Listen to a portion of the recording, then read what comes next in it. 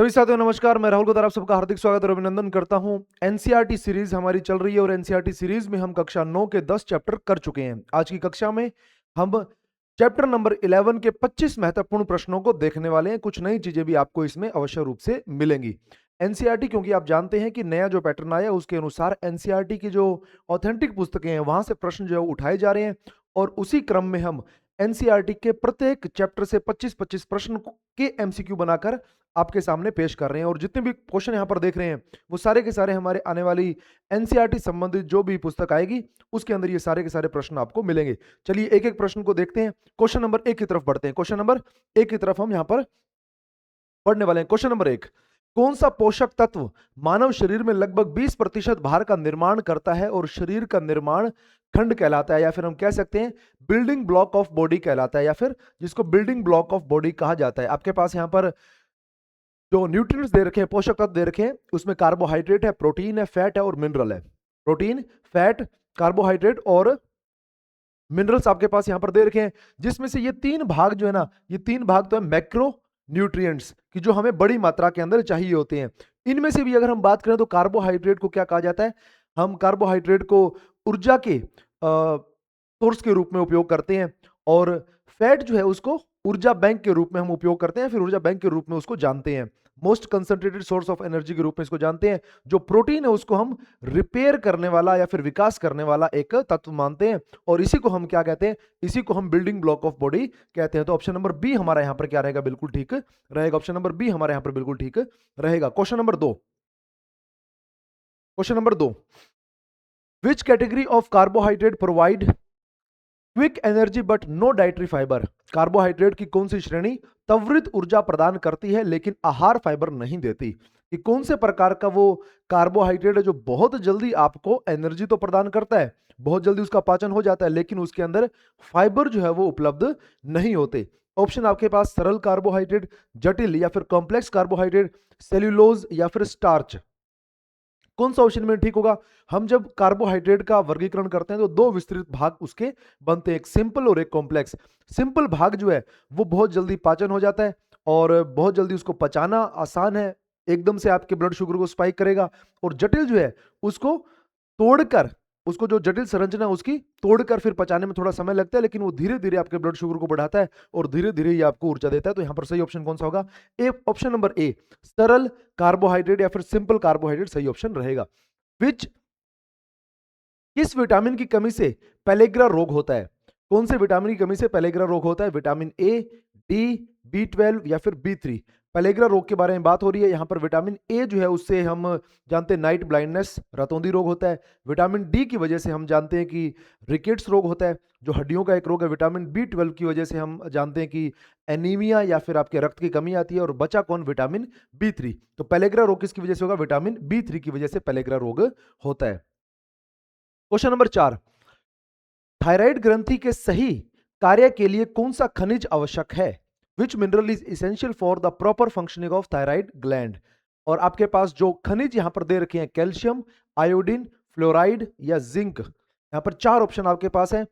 अब कैल्शियम के संबंध में आप जानते हैं ये हड्डियों से संबंध रखता है, मांसपेशियों के संकुचन शिथिलन से ये संबंध रखता है।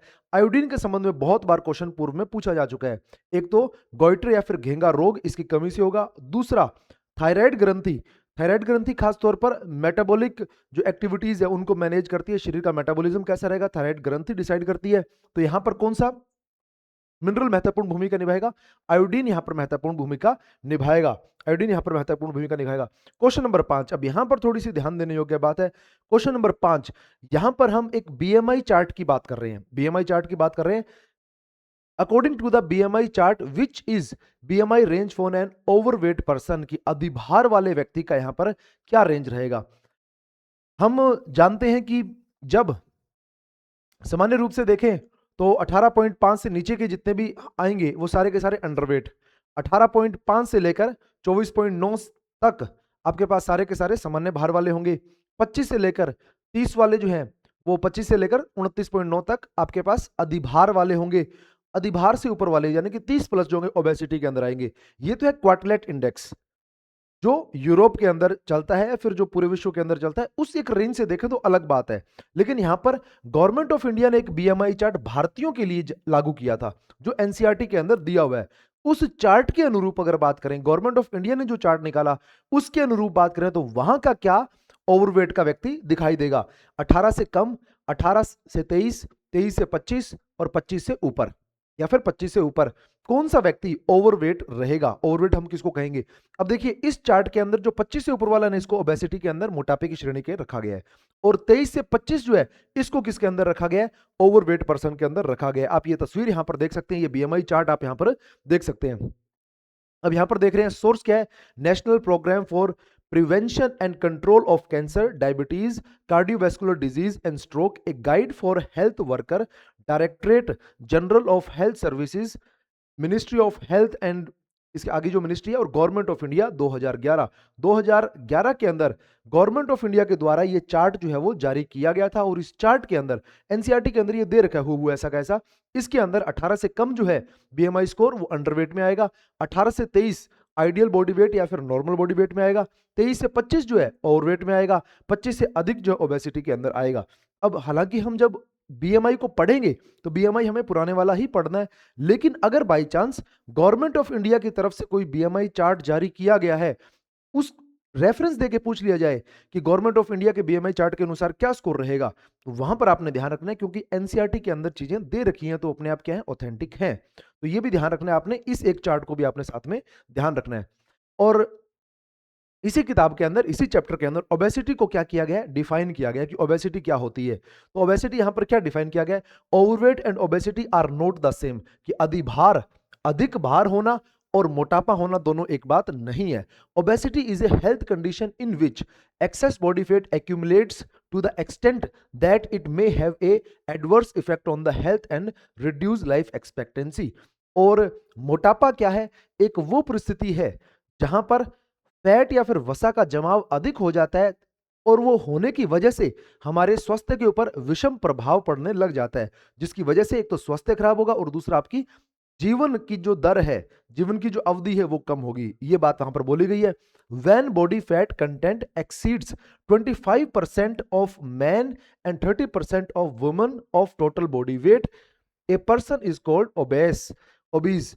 क्या यहां पर बात बोली जा रही है कि एक व्यक्ति का कुल भार का 25% से ज्यादा भार वसा का हो जाए, और महिला के लिए उसके शरीर के कुल भार का 30% से ज्यादा वसा का हो जाए, तो उन दोनों को हम किन श्रेणियों के अंदर रखेंगे? ओबेसिटी के अंदर रखेंगे। यहां पर एक कंडीशन का क्वेश्चन बहुत अच्छा बन सकता है कि महिला और पुरुष के अंदर 5% का, या फिर महिला और पुरुष के लिए जो ओबेसिटी के जो एक मापदंड है उन दोनों के अंदर क्या है? थोड़ा भेदभाव, या फिर हम कह सकते हैं कि थोड़ा संख्या के अंदर वहां पर अप एंड डाउन रहेगा। 25% पुरुष के लिए और 30% महिला के लिए रहेगा, एनसीईआरटी के अकॉर्डिंग। एनसीईआरटी के अकॉर्डिंग ये जानकारी यहां पर है। क्वेश्चन नंबर 6 की बात करते हैं। क्वेश्चन नंबर 6 की बात करते हैं। Which disease is caused due to the deficiency of vitamin C? Vitamin C की कमी से होने वाले रोग कौन सा है? विटामिन सी की कमी से होने वाला रोग कौन सा है? स्कर्वी, बेरी, रात्रि अंधता, रिकेट्स। रिकेट्स डी की वजह से, रात्रि अंधता किसकी वजह से?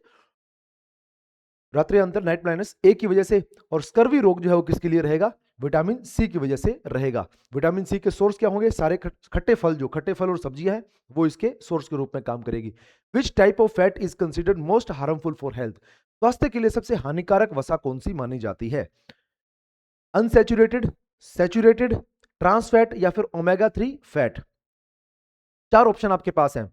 ओमेगा 3 जो है वो स्वास्थ्य के लिए क्या है? बेहतर है, इसको हम एक बार साइड में हटा सकते हैं। दूसरी बात करें, अनसैचुरेटेड भी हमारे स्वास्थ्य के लिए क्या है? अच्छी है। एक ठीक मात्रा के अंदर इनको खाया जाए तो दोनों की दोनों क्या है? बढ़िया है। बात करते हैं ट्रांस फैट। ट्रांस फैट किसी भी मात्रा में, किसी भी मात्रा में, कोई इसके लिए रेंज नहीं बनाई, किसी भी मात्रा में हम इसको कंजप्शन करेंगे तो हमें ये नुकसान करेगी ही करेगी। तो सबसे ज्यादा हानिकारक तो कौन सी है? ट्रांस फैट है। उसके बाद एक क्वेश्चन राजस्थान में ही और पूछा गया कि निम्न में से किस फैट का कंजप्शन जो है वो हृदय रोगों को बढ़ाता है? 10% के आसपास टोटल हमारी जो कैलोरीज आ रही है उससे अधिक अगर हम सैचुरेटेड फैट से लेते हैं तो हृदय रोग के होने का खतरा बनता है। ये वो सैचुरेटेड फैट, वो फैट है जिनके अंदर जो रूम टेम्परेचर पे क्या रहेंगे? सॉलिड रहेंगे। तो अगर पहला तो है ट्रांस फैट, अगर यहां पर मान लीजिए कि ट्रांस फैट नहीं होता और यहां पर ओमेगा 3 को ऊपर करके और यहां पर लिख दिया जाता कि उक्त में से कोई नहीं या फिर उक्त सभी, तो यहां पर सही उत्तर क्या बन जाता, सैचुरेटेड फैट यहां पर ठीक उत्तर बन जाता। और खास तौर पर जो कार्डियोवैस्कुलर रोग है उनके लिए सैचुरेटेड फैट जिम्मेदार रहेगा। अगर ट्रांस फैट यहां पर ऑप्शन में नहीं होता तो ऑप्शन चेंज हो जाते। ये भी आपने ध्यान रखना है। क्वेश्चन नंबर 8, कौन सा विटामिन वसा में घुलनशील है? निम्न में से कौन सा विटामिन जो है वो घुलनशील है? हमारे पास दो तरह के विटामिन पाए जाएंगे। अगर विटामिन की बात करें, दो तरह के विटामिन हमारे पास पाए जाएंगे, एक जो वसा में घुलनशील होंगे और एक जो जल में घुलनशील होंगे। जल की अगर बात करें तो यहां पर विटामिन बी और विटामिन सी, ये दो रहेंगे, ई और के। ये कहां पर रहेंगे? वसा में घुलनशील रहेंगे। अब जब हम बात करें ये ऑप्शन के अंदर, तो हम फैट के लिए पूछ रहे हैं, तो बी और सी तो अपने आप हट जाएंगे, बी और सी तो अपने आप हट जाएंगे। एक बात आप ये भी जानते हैं कि विटामिन एच जो है, विटामिन एच कौन है? बायोटिन, जिसका अन्य नाम क्या? B7, अन्य नाम क्या? B7, तो ये भी बी का ही भाग है। तो ऑप्शन बचा कौन सा हमारे पास? डी बचा। डी कौन सा हो जाएगा? फैट सोल्यूबल हो जाएगा। डी कौन सा हो जाएगा? फैट सोल्यूबल हो जाएगा। इस तरह का क्वेश्चन भी पूछा जा सकता है। अब यहां पर बहुत ही चालाकी के साथ विटामिन एच को यहां पर रखा हुआ था। जो जानकारी आपसे क्या मांगी जा रही थी? विटामिन एच का ही उपनाम क्या है? B7 है। क्वेश्चन कुछ और था और पूछ कुछ और रहा था। Question number 9, vitamin B1 thiamine की कमी से कौन सा रोग होता है? विटामिन B1 थायमिन की कमी से कौन सा रोग होता है? Pellagra, beriberi, anaemia, osteoporosis. चार रोग यहां पर लिखे हुए हैं और साथ में विटामिन बी कॉम्प्लेक्स के संबंध में उसकी कमी से होने वाले रोग का यहां पर वर्णन आपसे मांगा जा रहा है। तो यहां पर रोग कौन सा होगा? Pellagra, beriberi, anaemia, osteoporosis. कौन सा रोग यहां पर होगा? बेरीबेरी रोग जो है वो होगा। विटामिन B1 की कमी से कौन सा रोग? बेरीबेरी रोग यहां पर रहेगा। क्वेश्चन नंबर 10, अब यहां पर आप देख सकते हैं तमाम जो चीजें हैं उनको एक साथ रखा गया है। B1 जिसको हम क्या कहेंगे?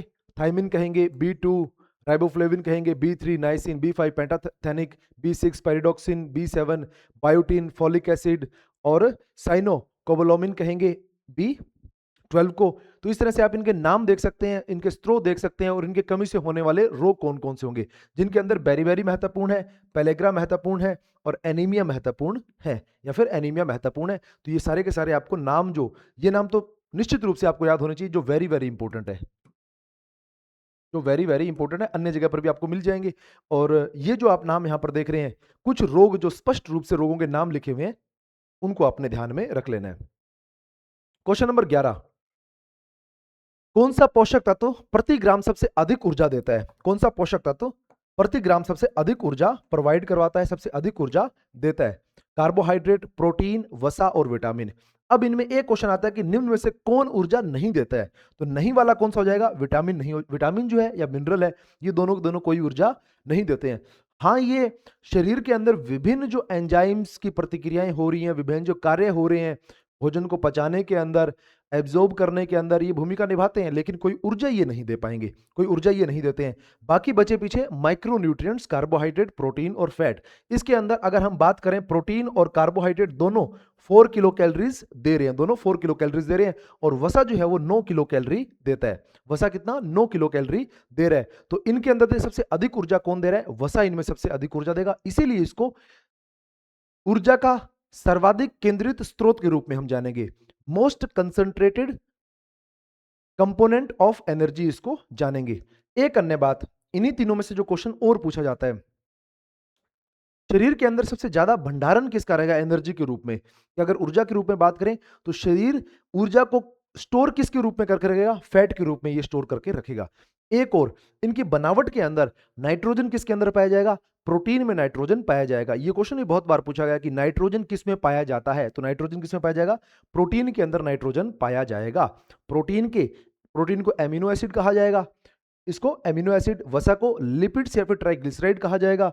कार्बोहाइड्रेट जो है इसको शुगर्स कहा जाएगा। इसको क्या कहा जाएगा? शुगर्स या फिर सैकराइड्स कहा जाएगा। ये इनके उपनाम रहेंगे, उपनाम भी आपको साथ में ध्यान रखने हैं। अगर प्रोटीन की बात करें तो 20 क्या होंगे हमारे पास? हमारे पास 20 एमिनो एसिड कुल होते हैं। और उनके अंदर कमेंट सेक्शन के अंदर बताइए कि इसेंशियल कितने होंगे, नॉन इसेंशियल कितने होंगे। किस खनिज की कमी से एनीमिया रोग होता है? किस खनिज की कमी से एनीमिया रोग होता है? कैल्शियम, फॉस्फोरस, लोहा या फिर आयोडीन। एनीमिया की बात हम कर रहे हैं। एनीमिया है क्या? जब हमारे शरीर के अंदर आरबीसी और या फिर खास तौर पर हीमोग्लोबिन की मात्रा कम हो जाती है। हीमोग्लोबिन की मात्रा कम होगी, रेड ब्लड सेल की मात्रा कम होगी, तो ठीक-ठीक मात्रा के अंदर विभिन्न जो भाग हैं शरीर के, विभिन्न जो अंग हैं शरीर के, उन तक ऑक्सीजन को नहीं पहुंचा पाएंगे। और ऑक्सीजन को हम नहीं पहुंचा पाएंगे तो वो हमारे शारीरिक वृद्धि और विकास के अंदर बाधा उत्पन्न करेंगे। तो किसकी वजह से एनीमिया रोग होता है? ध्यान रखना है, एनीमिया रोग किसकी वजह से होगा? आयरन की कमी से होगा। या तो आयरन इसको बोल दीजिए, या फिर आप अगर दूसरी तरफ देखेंगे, आयरन की कमी से एनीमिया रोग जो प्रमुख रूप से तो एनीमिया जो है वो आयरन की कमी से होगा। और आयरन की कमी से होगा क्या? आरबीसी और हीमोग्लोबिन में कमी आएगी, और वो कमी आने की वजह से व्यक्ति जो है उसके मस्तिष्क तक या फिर उसकी मांसपेशियों तक ठीक मात्रा में ऑक्सीजन नहीं जाएगी। ऑक्सीजन नहीं जाएगी तो वहां पर ऊर्जा नहीं बनेगी और वो गतिविधियां नहीं कर पाएंगे या फिर विकास नहीं कर पाएंगे। क्वेश्चन नंबर 12, किस विटामिन को कैल्सीफेरोल कहा जाता है? किस विटामिन को कैल्सीफेरोल कहा जाता है? अब नाम यहां पर क्या देखना है? कैल्सीफेरोल किस विटामिन को कहा जाता है? Vitamin A, vitamin D, vitamin C या विटामिन के? कैल्सीफेरोल नाम कहां से आया? कि कैल्शियम को अवशोषण करने में कौन सा मदद करेगा? कैल्शियम को अवशोषण करने में कौन सा मदद करेगा? तो कैल्शियम को अवशोषित करने के अंदर मदद हमें कौन करता है? विटामिन डी करता है। विटामिन डी कैल्शियम को अवशोषित करने में हमें मदद करता है। तो इसका नाम क्या हो जाएगा? कैल्सीफेरोल इसका नाम हो जाएगा। इसका नाम क्या हो जाएगा? कैल्सीफेरोल इसका नाम हो जाएगा। और विटामिन डी का प्रमुख स्रोत क्या है? सनलाइट। ये क्वेश्चन में पूछा गया कि सूर्य प्रकाश जो है वो विटामिन डी का प्रमुख सोर्स है। और उसके अंदर भी विटामिन डी थ्री, इसके अंदर भी आगे और वर्गीकरण होंगे। विटामिन डी थ्री जो है वो हमें सूर्य प्रकाश से मिलता है। और काम क्या करेगा? ये कैल्शियम को एब्जॉर्ब करने का काम करेगा, कैल्शियम को अवशोषित करने का काम करेगा। क्वेश्चन नंबर 13, विटामिन ए का सबसे समृद्ध स्रोत कौन सा भोजन है? समृद्ध स्रोत की बात कर रहे हैं यहां पर हम। और हमारे पास ऑप्शन मिल्क, कैरेट, फिश और व्हीट। दूध, गाजर, मछली और गेहूं, ये चार भाग हैं। इनमें से दूध जो है वो भी विटामिन ए का बहुत अच्छा स्रोत है, और गाजर या फिर कैरेट जो है ये भी विटामिन ए का बहुत अच्छा स्रोत है। लेकिन जब दोनों के अंदर कंपैरिजन हो तो दोनों के अंदर कंपैरिजन के अंदर कैरेट जो है उसको अगर हम देखें, अगर कंपेयर करके, तो जितना 100 ग्राम अगर दूध लें, 100 ग्राम अगर हम कैरेट लें, तो अगर दूध के अंदर अ, जो हमें विटामिन ए मिल रहा है, रेटिनोल मिल रहा है, उससे 4 गुना से ज्यादा हमें गाजर के अंदर या फिर कैरेट के अंदर विटामिन ए मिलेगा। ये बात आपने ध्यान रखनी है। और लगभग अगर 2 हम कैरेट को कंज्यूम करते हैं, 2 कैरेट खाते हैं, तो हमारे जो डेली कंजप्शन होना चाहिए विटामिन ए का, वो केवल 2 कैरेट से कंप्लीट हो जाता है। तो सही उत्तर यहां पर क्या होगा? कैरेट होगा। 4th ग्रेड के अंदर अभी ये क्वेश्चन पूछा गया है। 4th ग्रेड के अंदर अभी ये क्वेश्चन पूछा गया है। क्वेश्चन नंबर 14, किस मनोवैज्ञानिक खाने के विकार, ईटिंग डिसऑर्डर की विशेषता शरीर के वजन को बनाए रखने के लिए भोजन से इनकार और वजन बढ़ने का डर है? ईटिंग डिसऑर्डर नाम से एक मनोवैज्ञानिक विकार है कि जहां पर आप भोजन संबंधित विकार आपके पास होते हैं। और यहां पर एक बात बोली जा रही है कि ईटिंग डिसऑर्डर जहां पर व्यक्ति को डर लगता है कि मेरा वजन नहीं बढ़ जाए, और वजन बढ़ने के डर से वो क्या करता है? खाना बहुत कम खाता है। खाना बहुत कम खाता है। तो किस मनोवैज्ञानिक खाने के विकार, ईटिंग डिसऑर्डर की विशेषता शरीर के वजन को बनाए रखने के लिए, एक सीमा के अंदर रखने के लिए भोजन से इनकार और वजन बढ़ने का डर है? कि वजन बढ़ने का डर लगेगा और साथ में क्या होगा? भोजन से इनकार किया जाएगा या फिर भोजन नहीं किया जाएगा। तो वो कौन सी कंडीशन है, वो कौन सा विकार है? बुलिमिया नर्वेसा, बिंज ईटिंग, एनोरेक्सिया नर्वेसा या फिर उच्च रक्तचाप या फिर हाइपरटेंशन?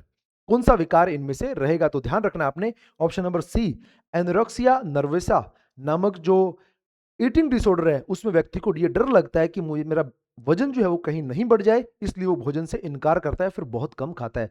उससे होगा क्या? उसे माल न्यूट्रिशन या फिर पोषक तत्वों की कमी आ जाएगी। कमी आएगी तो व्यक्ति को कोई डेफिशिएंसी वाला रोग जो है वो घेर लेगा। क्वेश्चन नंबर 15, रक्त का थक्का जमाने के लिए कौन सा विटामिन आवश्यक है? रक्त का थक्का या ब्लड क्लोटिंग में सहायता करने वाला कौन सा विटामिन है? Vitamin A, vitamin D, vitamin K, vitamin C? Vitamin C iron के अवशोषण के अंदर मदद करता है। फर्स्ट ग्रेड के अंदर ये क्वेश्चन आया था, आयरन के अवशोषण के अंदर ये मदद करेगा। विटामिन ए जो है वो आपकी हड्डियों को सुरक्षित रखने के अंदर मदद करेगा। विटामिन डी जो है वो भी कैल्शियम के अब्जॉर्प्शन में मदद करता है। विटामिन के जो है ये रक्त का थक्का बनाने में आपकी मदद करता है। विटामिन के रक्त का थक्का, ब्लड क्लोटिंग में आपकी मदद करता है। क्वेश्चन नंबर 16, किस विटामिन की कमी से रात्रि अंधता होती है, फिर नाइट ब्लाइंडनेस रोग होता है? अभी इसके बारे में हमने चर्चा की है। विटामिन ए, बी12, सी और डी। तो विटामिन ए की कमी से कौन सा रोग? नाइट ब्लाइंडनेस रोग होता है। Question number 17, omega 3 fatty acid का सबसे समृद्ध स्रोत कौन सा है? ओमेगा 3 फैटी एसिड का सबसे समृद्ध स्रोत कौन सा है? ऑप्शन हमारे पास चावल, मछली का तेल, दूध, अंडे का सफेद भाग। बहुत प्रसिद्ध जो स्रोत है ओमेगा 3 का, ओमेगा 3 का काम क्या रहेगा? आपकी जो गुड कोलेस्ट्रॉल है रक्त के अंदर, या फिर आपकी जो रक्त वाहिकाएं हैं, या फिर हृदय की जो स्वस्थता है उसको बेहतर करने का काम ओमेगा 3 करता है। जो नुकसान कोलेस्ट्रॉल करता है, बैड कोलेस्ट्रॉल करता है कि आपकी रक्त वाहिकाओं के अंदर जम जाता है, उसको हटाने में या फिर उसको ठीक करने में कौन मदद करेगा? ओमेगा 3 मदद करेगा।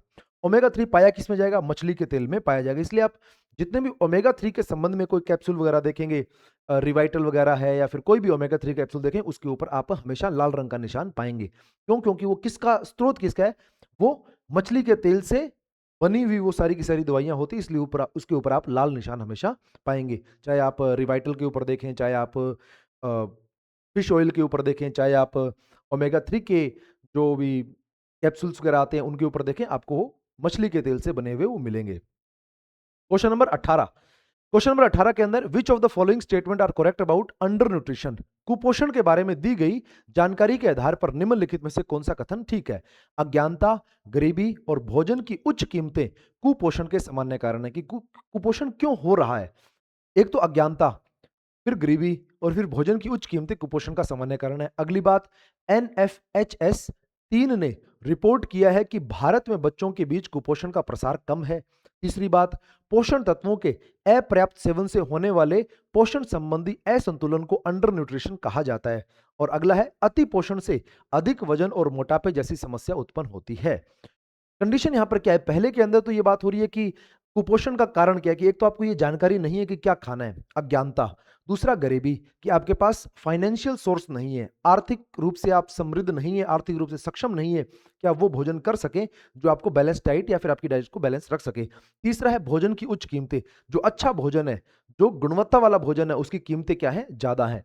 अगली बात, NFHS 3 की रिपोर्ट के अनुसार भारत के अंदर कुपोषण संबंधित प्रसार जो है वो नहीं है। तो ये बात गलत है। भारत के अंदर जो छोटी अवस्था के बच्चे हैं उनमें 40% जनसंख्या के अंदर कुपोषण पाया जा रहा है। तो बहुत एक 40% बहुत बड़ी एक जनसंख्या है कि जहां पर कुपोषण से पीड़ित बच्चे हैं, और इसी से निपटने के लिए हमने मिड डे मील और ये सारे के सारे कार्यक्रम चला रखे हैं। अपर्याप्त सेवन से, पोषक तत्वों के अपर्याप्त सेवन से होने वाले असंतुलन को अंडर न्यूट्रिशन कहा जाता है। ये बात बिल्कुल ठीक है। अंडर न्यूट्रिशन का मतलब है कि जितने न्यूट्रिशन हमें चाहिए थे, जितने पोषक तत्व हमें चाहिए थे, उन पोषक तत्वों की रेंज से हम क्या कर रहे हैं? नीचे की तरफ चल रहे हैं। और फिर है कि over nutrition leads to condition like overweight and obesity. अगर हम ज्यादा न्यूट्रिशन ग्रहण करते हैं तो हम ओबेसिटी की तरफ बढ़ेंगे। तो हमें यहां पर भी क्या चाहिए? संतुलन चाहिए। यहां पर भी हमें क्या चाहिए? संतुलन चाहिए। तो कौन कौन सी बातें यहां पर ठीक है? 2 नंबर गलत है, बाकी 1, 3 और 4 ठीक है। 1, 3 और 4, बी ऑप्शन हमारा ठीक हो जाएगा। बी ऑप्शन हमारा यहां पर ठीक हो जाएगा। क्वेश्चन नंबर 19, कैल्शियम का सबसे अच्छा आहार स्रोत कौन सा है? कैल्शियम के लिए सबसे अच्छा आहार स्रोत कौन सा है? इनमें से चावल, दूध, गेहूं या फिर सेब? तो सब जानते हैं, अगर बात करें कैल्शियम की, तो कैल्शियम के लिए दूध या फिर डेयरी प्रोडक्ट सबसे बढ़िया रहेंगे। दूध या डेयरी प्रोडक्ट सबसे बढ़िया रहेंगे। किस विटामिन की कमी से एनीमिया से जुड़ी हुई है? एनीमिया से जुड़ा हुआ कौन सा है? हमने पूर्व में जो बात की, पूर्व में हमने जो बात की वो हमने बात की आयरन से, कि फिर आयरन हम कैसे, मिनरल जो है, मिनरल कौन सा जिम्मेदार है एनीमिया के लिए? तो हमने वहां पर आयरन की बात की थी, अभी क्वेश्चन आया था। और यहां पर हम बात कर रहे हैं विटामिन की। कौन सा विटामिन की कमी जो है वो आयरन या फिर एनीमिया से संबंधित है? एनीमिया का रोग होगा विटामिन ए, B12, सी या डी? तो यहाँ पर नाइट ब्लाइंडनेस है, स्कर्वी है, रिकेट्स है, तो विटामिन B12 जो है, इससे कौन सा रोग होगा? एनीमिया रोग होगा, या फिर आरबीसी की कमी या फिर हीमोग्लोबिन की कमी देखी जा सकती है। क्वेश्चन नंबर 21, किस खनिज की कमी से घेंगा या फिर गोइटर रोग होता है? कैल्शियम, फास्फोरस, आयोडीन, आयोडीन या फिर जिंक? इसके बारे में हम क्वेश्चन नंबर 3-4 के आसपास बात करके आए थे कि अगर आयोडीन की कमी है तो कौन सा रोग होगा? गोइटर रोग होगा। राजस्थान के अंदर कई बार ये क्वेश्चन पूछा जा चुका है, तो ध्यान रखिएगा इस बात को आप। क्वेश्चन नंबर 22, किस खाने के विकार, ईटिंग डिसऑर्डर की विशेषता बिंज ईटिंग, अत्यधिक खाना के चक्कर हैं, जिसके बाद स्व प्रेरित उल्टी, पर्जिंग या जुलाब के उपयोग जैसे प्रतिपूरक व्यवहार अपनाए जाते हैं? अब यहां पर पहले हमने पढ़ा एनोरेक्सिया नर्वोसा के बारे में हमने क्वेश्चन देखा जहां पर व्यक्ति खा नहीं रहा है। यहां पर ये एक व्यक्ति ऐसा है कि जो बिंज ईटिंग की, नहीं खाएगा तो नहीं खाएगा और जब खाएगा तो बहुत ज्यादा खा लेगा। जब बहुत ज्यादा खाना खा लिया तो फिर उसको गिल्ट होगा, उसको क्या होगा, अपराध बोध आएगा। अपराध बोध आएगा तो वो उल्टी करने का प्रयास करेगा कि मैंने इतना क्यों खा लिया, स्वाद के लिए खा लिया। अब वो परेशान हो रहा है, उसको ये लग रहा है कि ये मुझे मेरा भार बढ़ा देगा। फिर वो क्या करेगा, उल्टी करने का प्रयास, स्वप्रेरित उल्टी करने का प्रयास करेगा। तो इस एक विकार को, इस मानसिक विकार को क्या कहा जाएगा, इस खाने के संबंधित विकार को क्या कहा जाएगा? एनोरेक्सिया नर्वेसा, बुलिमिया नर्वेसा, ऑर्थोरेक्सिया या फिर उच्च रक्तचाप। तो इसका नाम क्या होगा? बुलिमिया नर्वोसा इसका नाम होगा, दोनों के दोनों। और एक बिंज ईटिंग भी ध्यान रखना, बिंज ईटिंग का मतलब छोटे ही समय के अंदर बहुत अधिक मात्रा में खा लेना। तो ये तीनों की तीनों ईटिंग डिसऑर्डर है, कक्षा 9 एनसीईआरटी चैप्टर नंबर 11 के अंदर दिए हुए हैं। तो बहुत ज्यादा एडवांस चीज नहीं है, ऐसा नहीं है कि बहुत ही बड़ी चीज आपको बताई जा रही है, बड़ी सिंपल सिंपल चीज है, कक्षा 9 के अंदर ये आती हैं। तो इनको आपने ध्यान रखना है, इन ईटिंग डिसऑर्डर को आपने ध्यान रखना है। फर्स्ट ग्रेड के जो सिलेबस है उसके अंदर ये ऐड है, लेकिन थर्ड ग्रेड वाले भी ध्यान रखना भाई, क्योंकि 8वीं 9वीं की कक्षाओं के अंदर जो बात लिखी हुई है उनके बारे में आप कम से कम ये तो नहीं बोल पाएंगे कि ये हमारे सिलेबस का भाग नहीं है। जो 8वीं में, 9वीं में, 10वीं में, 11वीं में, 12वीं में लिखी हुई चीजें हैं वो ऑलरेडी अपने आप बिना बोले बिना लिखे आपके सिलेबस का भाग हो जाता है। तो उनके संबंध में आपने ये 2-3 नाम जरूर ध्यान रखने हैं। क्वेश्चन नंबर 23, किस विटामिन को रेटिनॉल कहा जाता है? विटामिन ए, B1, डी या फिर ई? तो विटामिन ए को क्या कहा जाएगा? रेटिनॉल कहा जाएगा। यहां पर आप एक बॉक्स देख रहे हैं, इसके अंदर विटामिन के नाम लिखे हुए हैं, ए, डी, के, ई और सी। यहां पर इनके रासायनिक नाम, केमिकल नेम लिखे हुए हैं, जो वेरी वेरी इंपॉर्टेंट है, जो बहुत ज्यादा इंपॉर्टेंट है। और इनके स्रोत लिखे हुए हैं कि इनके स्रोत क्या रहेंगे और कमी से होने वाले रोग क्या रहेंगे। रिकोट्स, रतौंधी रोग, नाइट ब्लाइंडनेस, रिकेट्स, रक्त का थक्का देरी से बनना, विटामिन के, विटामिन ई के लिए तंत्रिका अवयवों का संचरण में कमी आना, मांसपेशियां कमजोर होना, आरबीसी कम होना। और स्कर्वी रोग किसके लिए रहेगा? विटामिन सी के लिए रहेगा। चलिए आगे बढ़ते हैं। क्वेश्चन नंबर 24, भारतीय महिला में सबसे सामान्य किस पोषण तत्व की कमी पाई जाती है? भारतीय महिलाओं के अंदर कौन से पोषक तत्व की कमी सामान्य रूप से पाई जाएगी? कैल्शियम की, आयरन की, प्रोटीन की या विटामिन डी की? किसकी कमी सर्वाधिक पाई जाएगी? या फिर सबसे, अगर हम जांच करें तो सबसे ज्यादा कमी हमें किस चीज की भारतीय महिलाओं के अंदर मिल ही जाएगी? तो यहां पर कौन सी बात रहेगी? इनमें से कौन सी बात रहेगी? आयरन रहेगा। आयरन की कमी सबसे ज्यादा पाई जाती है, आयरन की कमी सबसे ज्यादा पाई जाती है। प्रोटीन की सामान्य मात्रा कितनी चाहिए? 0.8 प्रति वजन, 0.8 ग्राम। अगर हम बात करें 0.8 ग्राम पर केजी बॉडी वेट, 0.8 ग्राम पर केजी बॉडी वेट एक व्यक्ति को चाहिए, या फिर 0.8 अगर नहीं हो तो 1 कर देना। दोनों के दोनों क्या रहेंगे? ठीक रहेंगे। तो आपसे पूछ लिया जाए कि 50 किलोग्राम की एक भारतीय महिला को कितना प्रोटीन चाहिए, तो 50 ग्राम चाहिए। 50 ग्राम प्रोटीन उसको चाहिए होगा डे टू डे बेसिस के ऊपर, ताकि वो हेल्दी बनी रहे। क्वेश्चन नंबर 25, किस विटामिन को टोकोफेरोल कहा जाता है? विटामिन ए, B12, ई या फिर के? टोकोफेरोल किसको कहा जाएगा? विटामिन ई को कहा जाएगा। अभी हम पढ़कर आए हैं, विटामिन ई को क्या कहा जाएगा? टोकोफेरोल कहा जाएगा। विटामिन ई को टोकोफेरोल कहा जाएगा। चलिए भाई, इसी के साथ आपके तमाम जो क्वेश्चन हैं, 25 क्वेश्चन चैप्टर नंबर 11 के कंप्लीट होते हैं। बहुत जल्दी 12 नंबर चैप्टर, 13 नंबर चैप्टर भी आएंगे। और इसी तरह हम कक्षा नंबर 9, 10, 11, 12 इन तमाम जो कक्षाएं हैं इनको कंप्लीट करते हुए चलेंगे। और इनके संबंध में पुस्तक भी बहुत जल्दी आएगी। और अगर आप राजस्थान में हैं, हरियाणा में हैं, यूपी में कहीं भी हैं और आपको हमारा कंटेंट ठीक लगता है, आपको समझ में चीज़ें आती हैं, तो आप हमारे कोर्सेज के साथ, लाइव कोर्सेज के साथ जुड़ सकते हैं। अगर आप बाहर कोई विद्यार्थी जो केवल सब्जेक्ट पढ़ना चाहते हैं, तो ये हमारे तैयारी कर लो ऐप के ऊपर ये कोर्स चल रहा है। और अगर आप दोनों के दोनों पेपर अध्ययन कर रहे हैं, जिसमें राजस्थान जीके भी हो और सब्जेक्ट भी हो, तो वो इस कोर्स के अंदर, कॉम्बो कोर्स के अंदर जुड़ सकता है। लाइव फ्रॉम क्लासरूम हमारे बीकानेर स्थित काव्या पीटीआई क्लासेस के अंदर क्लासेस, ऑफलाइन क्लासेस चल रही हैं। और उन ऑफलाइन क्लासेस से लाइव प्रसारण जो है वो तैयारी कर लो ऐप के ऊपर किया जाता है। तो आप घर बैठे हैं, बहुत दूर बैठे हैं, तो आप घर बैठे हमारे साथ जुड़ सकते हैं और अध्ययन कर सकते हैं। कक्षा में जुड़ने के लिए सभी साथियों का धन्यवाद। लगातार अध्ययन करते रहें।